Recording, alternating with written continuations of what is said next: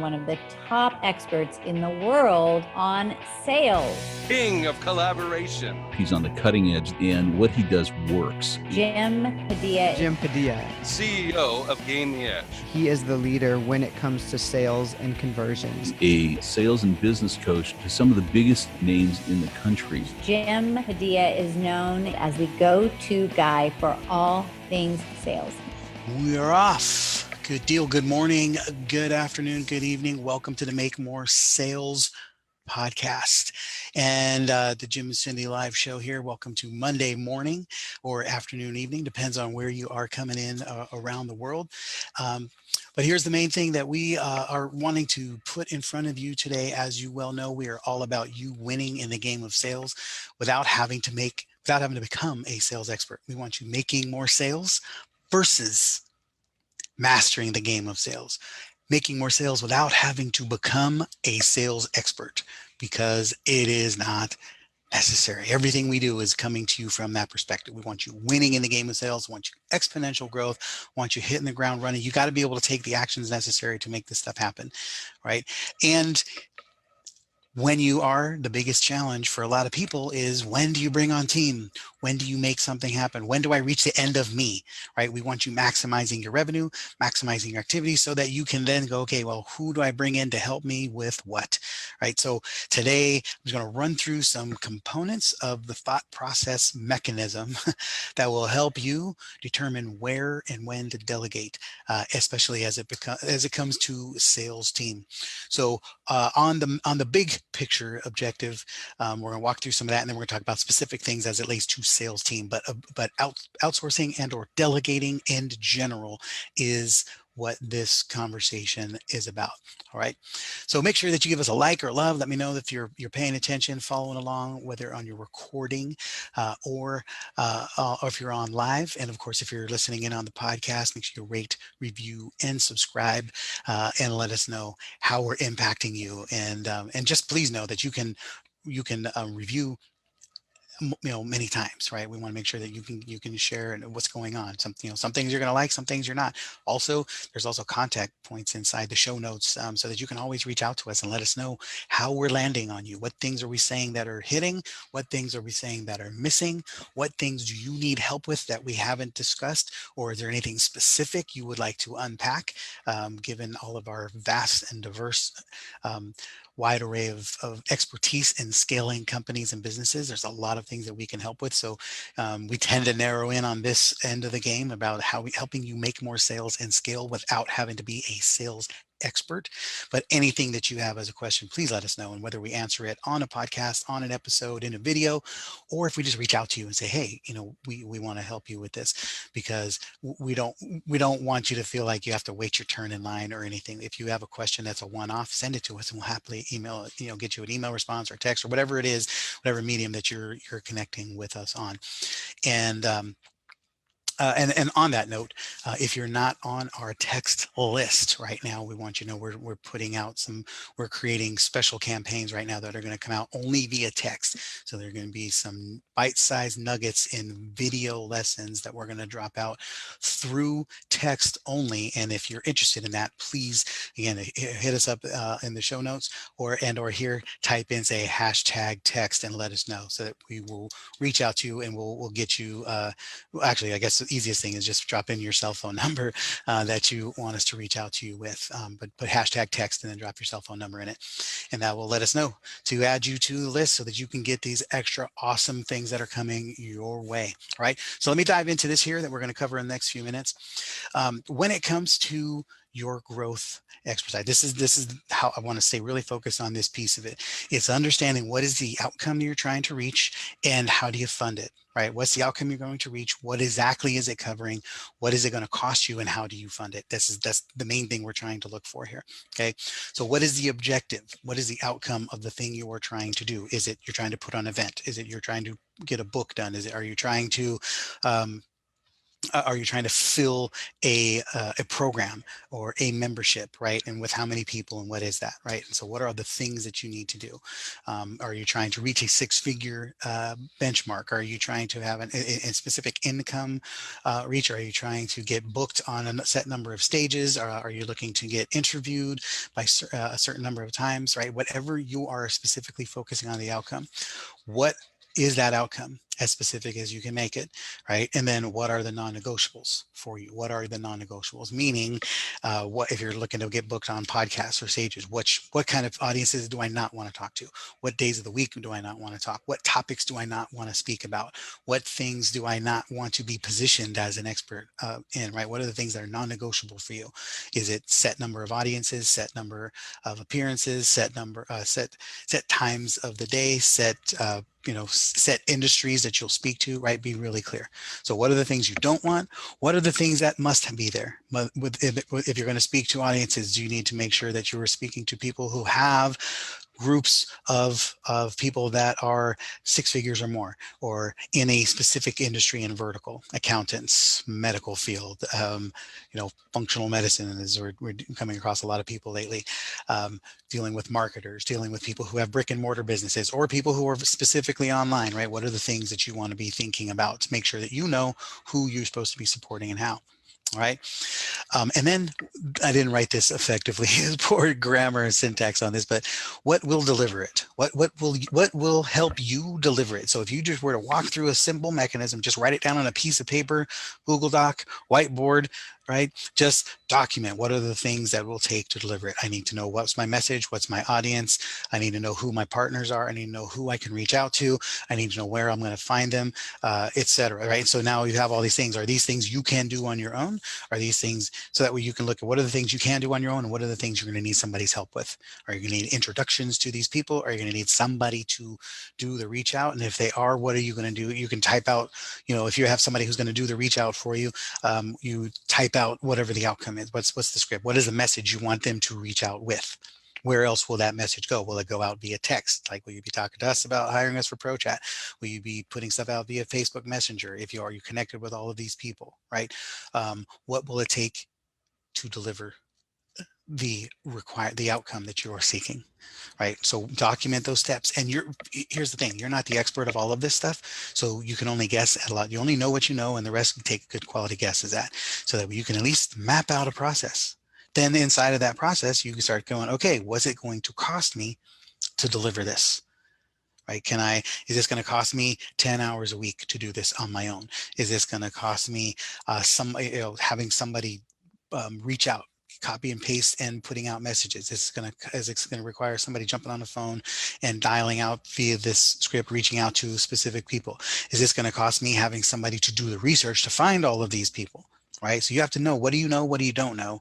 Right? What are the things you can do on your own? What are the things that you require somebody else to do? And what will it cost?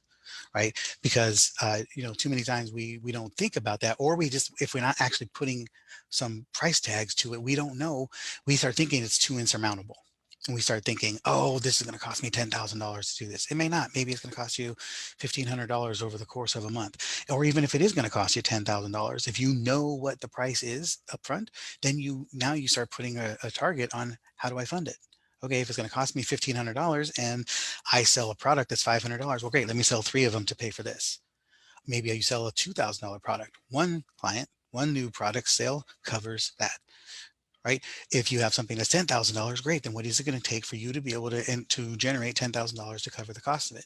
And you have to think about this in terms of your time also, right? So if I'm doing something that's taking me 15 hours a week, and then you take that 15 hours a week back because you hire a VA or somebody to do this task, then what are you doing with that 15 hours if you spent all of that 15 hours getting in front of clients, and you get one client as a result of that, now you have bought your time back and paid for this person or this resource. Okay. So what will it cost? How many sales will it take you to cover this? Okay, so if you just think of it in terms of these transactions and unit prices, it's so much simpler.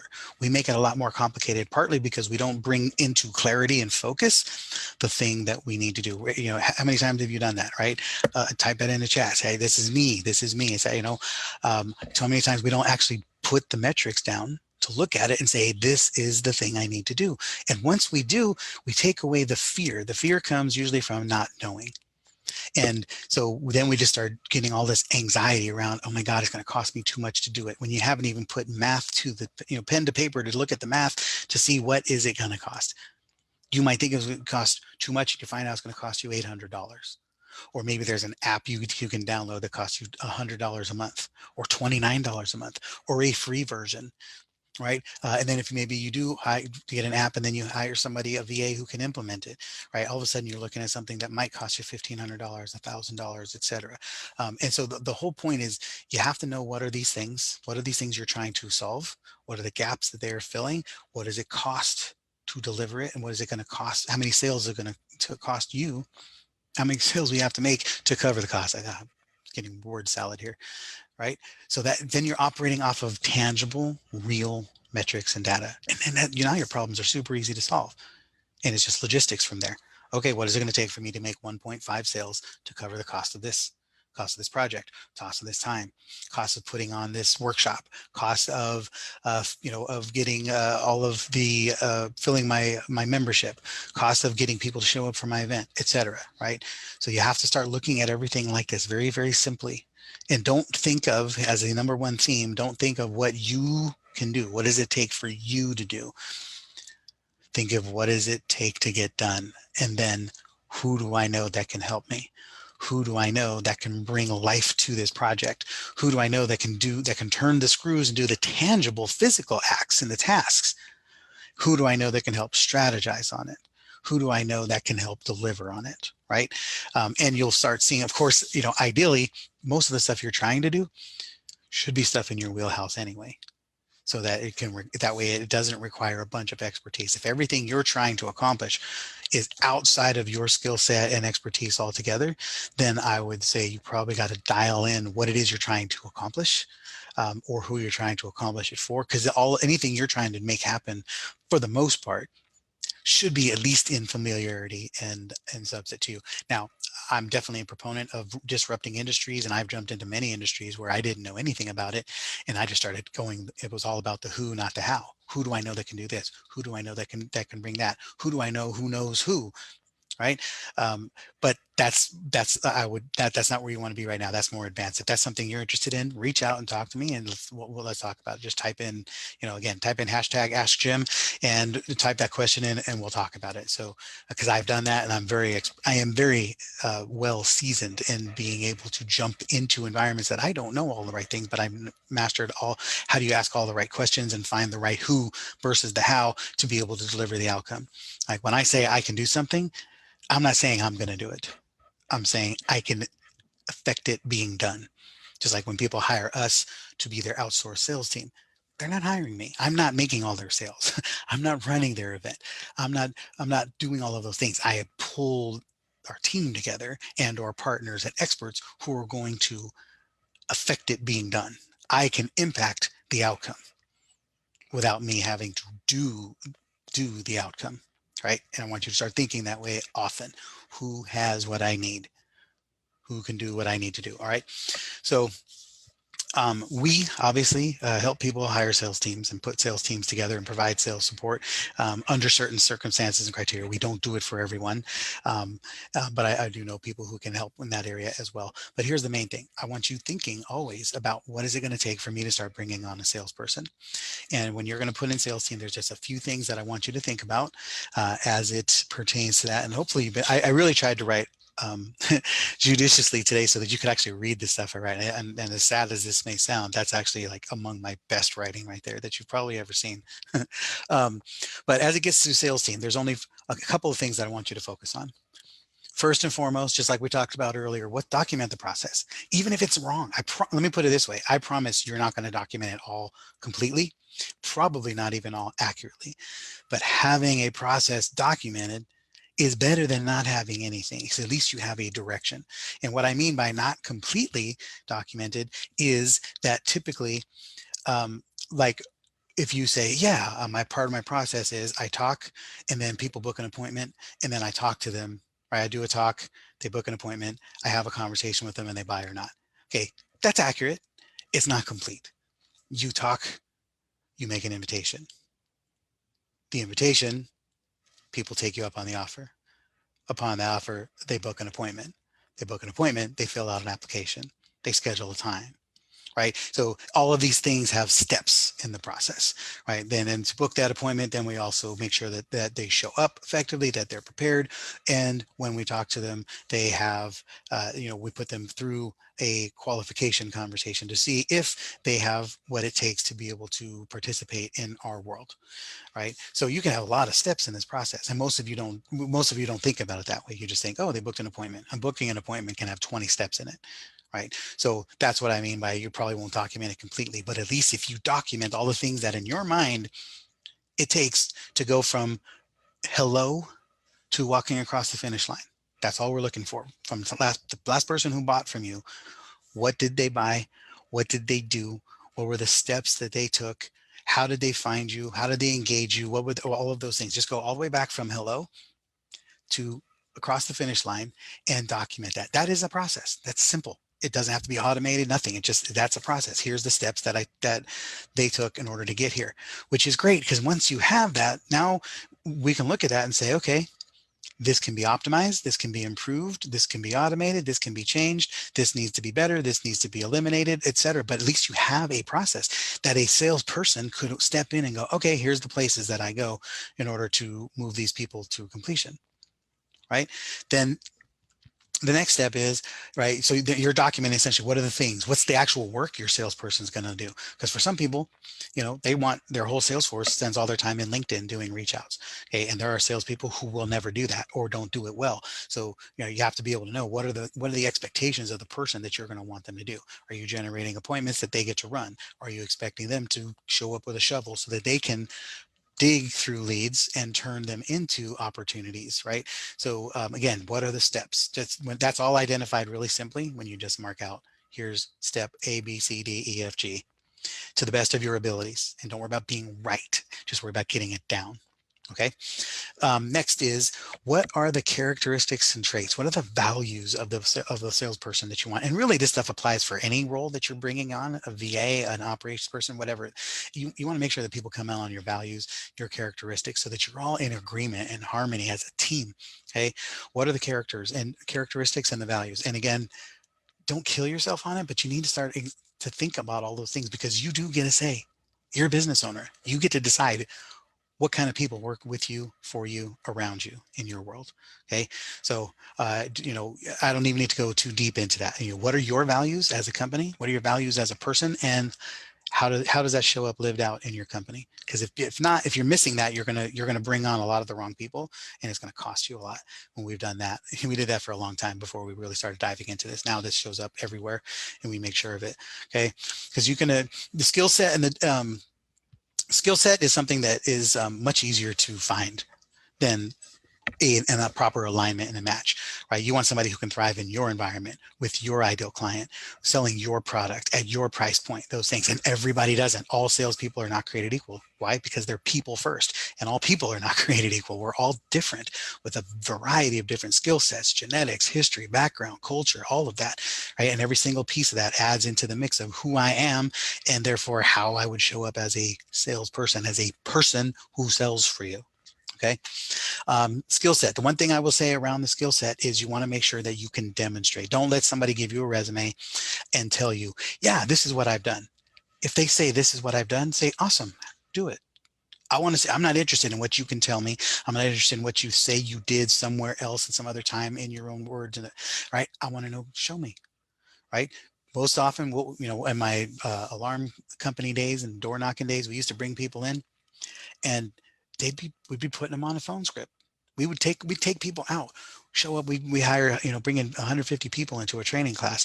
And by the end of 5 days, we would get down to 50, right? And more, but we would take them out into neighborhoods, load them up in the vans and go out into neighborhoods and go door knocking. You lose half your sales force like that. Why? Because you find out they do not have what it takes to be able to overcome that environment. And it's great to get to learn that stuff day one. And there's a ton of people who say they do. They're like, yeah, I do. I'm good with that. I love that. I love talking to people, all of that. And then the first time they get a door slammed in their face or something, it's a massive shock for a lot of people, things of that nature. And it just doesn't work. Right. So you give a script in front of them, say, okay, recite this script to me. Or how do you handle, not just how do you handle objections, give them an objection. Objection says, you know what, I'm not hearing enough from you. I don't know that you're going to be able to cut this environment. See what they say. They go, oh my gosh, that's horrible. I can't believe you said that about me. Or do they go, well, tell me more about this environment that you think that it would take for me to require. What are the skill sets you think it takes to navigate this environment, right? What are they going to do, right? Put them in a situation that they actually have to sell their way through. That's the best way to determine if you have somebody who's got the skill set. Have them demonstrate it, not ask them questions about it. And if it's something that you don't do, then find somebody else either on your team or outsource this skill set. We have somebody who is objective, who's not emotionally tied to this. Somebody's going to show up to you and tell you how amazing you are, how much they love your company, how much they love your brand, all of this. And you're going to go, wow, she's a great, I want to hire this person. She's my new BFF, right? Because they made you feel good about it. If I'm doing that, they're going to talk to me about your company and they're going to tell me how much they love you and how great they are and all that. I don't care. I'm not emotionally tied to that. I want to know, can they sell? I want to know, can they help people solve problems? I want to know, can they help people reach clarity, right? So I'm going to challenge them on that in that environment. So you want somebody like me or somebody who can help sign off on these people. You should never be the sole voice of somebody who sign off on who's working for you. Okay. And here's the other piece. At the last part at the bottom of this here, it says, how much do they need to produce? This goes back to what we were talking about earlier. How much does it cost to cover it? If they know I have to make 6 sales months in order to cover the cost of you hiring me, right? Because I now have technology or I have systems, I have bills that coincide with supporting you. I have, you need to make 3 sales to pay for the VA, to pay for my $199 a month membership for this technology, all these things. You got to make sure you know what costs you're trying to cover. What do they need to sell in a month? What do they need to produce in order to cover their own costs? Every salesperson should be covering their own costs, or there's an expense. Sales should never be an expense. Sales should always be a plus. It should always equal revenue, right? If a salesperson is costing you, then there's something wrong. Now, it could also mean they're brand new, right? Because you got to allow some ramp up time, but they need to know what they're targeting at that time. What are their objective? What are they working towards? If that scares them, they're not sure they can do that or produce that, then that's the person that's probably showing a lot of warning signs and danger. Okay. And so if this is something that you're in a conversation around, I would love for you, just if you answer all these questions, you're going to be 90% of the way there. You might need a little bit of help and refinement, start figuring it out. At the very least, you're going to be moving in the right direction. You're going to be much more prepared than most people are ever who hire salespeople, because most people just wing it. Most people just hire people who they like or people who like them. Most people hire the people that are the cheapest they can get their hands on, all of these things. And all of this stuff leads to a very long learning curve and very poor and inconsistent results. And we want to help you avoid that. So if you're at a place where you're starting to think about this now, you're starting to grow beyond yourself, there is more that you're carrying all of the weight of everything here. And you want to figure out, how do I start growing team? Just reach out, let us know. We want to help you. Okay. Just again, type in hashtag Ask Jim and say, I want to talk. I need to grow team, and we'll reach out to you and we'll get a conversation, because I can, if I can help you with this in a 5-minute conversation, fantastic. At the very least, we'll show you what are the ways that we can help you do this, whether it's with our Build and Scale Mastermind, or with any of our other services, because we do recruit and train salespeople for a living around here, and we're pretty good at it. So I would love to help you master this opportunity and help change the game, so that you're not trying to do everything yourself, that you're starting to grow team, but that you're doing it strategically with a purpose, with a plan, and in a way to be able to make sure that it's effective for you, so that you can do this and not have to regret it and do it in a way that serves you, serves them, serves your marketplace, and changes the game for everybody, right? There's something I think we have a gift we want to offer you too in here, and it's our 10 moves to make more sales without getting better at selling. We talk about this a lot. Again, it's not about you mastering sales. It's about you structuring your world in such a way that people show up wanting to buy. You're positioned as the expert, and it's the game changer. And our 10 moves to make more sales resource, it's in here. We'll drop that in the link. $17 pickup. It walks through 10 different ways, 10 different moves to make more sales without getting better at selling. And one of them is, of course, hiring a sales team, and a couple of quick tips on how to make that happen and go. But you'll be very, very well rewarded with taking action on that, because it shows everything. If you implement all the key things we talk about in those 10 moves over the course of 10 days, it will change the game for how you think about how you need to show up in the game of sales.